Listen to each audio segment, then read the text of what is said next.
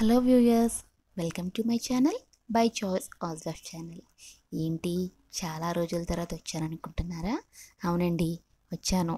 ఎందుకంటే ఆడవాళ్ళకి ఎంతో ఇష్టమైన మాసం, ఆ మాసంలో మనం చేసుకునే వ్రతం మీతో షేర్ చేసుకుంటున్నాను. అదేనండి, శ్రావణ మాసంలోని మనం వరలక్ష్మి వ్రతం చేసుకుంటాం కదా, ఆ వ్రతాన్ని మీతో షేర్ చేసుకుంటున్నాను.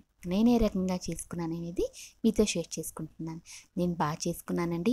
ఈ సంవత్సరం కూడా అమ్మవారి ఆశీస్సులతో చాలా బాగా చేసుకున్నాను. మీరు కూడా అందరూ చేసుకునే ఉంటారు.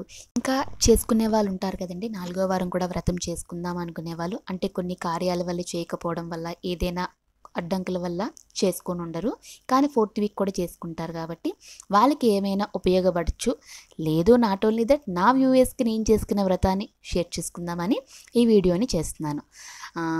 ఇంకా రెగ్యులర్గా చేయడం కష్టంగా ఉందండి, బట్ ట్రై చేస్తాను నేను.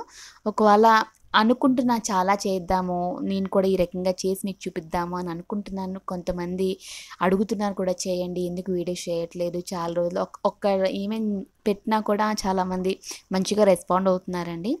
సో ట్రై చేస్తాను నేను తప్పకుండా వీడియోస్ పెట్టడానికి. ఇది నేను చేసుకునే నిత్య పూజ, వరలక్ష్మి వ్రతం రోజు ఉదయాన్నే నేను చేసుకున్న నిత్య పూజ.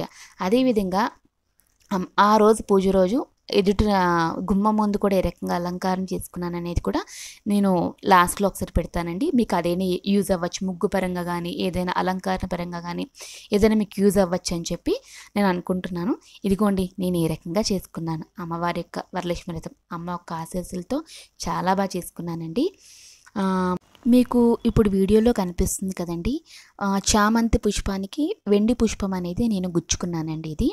ఇది నేను ఎర్లీ మార్నింగు నిత్య పూజ అయిపోయాక పొయ్యి మీద కొన్ని వంటలు వేసాక ఆ సమయంలోనే నేను ఇది చేసుకున్నాను. కాడ తీసి ఈ వెండి పువ్వున నుంచి అందులో గుచ్చుకున్నానండి నేను.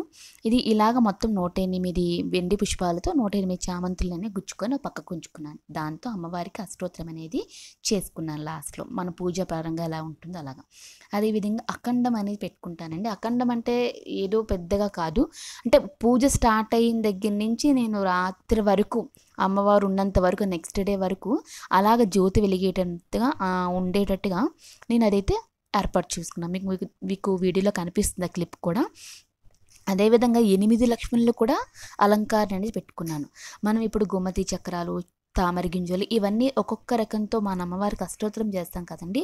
అలాగే నేనేం చేశానంటే ఈ 8 రకాలను కూడా తీసుకొని 8 అష్టలక్ష్ముల్ని ఒక్కొక్క దాంతో అలంకారం అనేది చేసుకొని పెట్టుకున్నాను.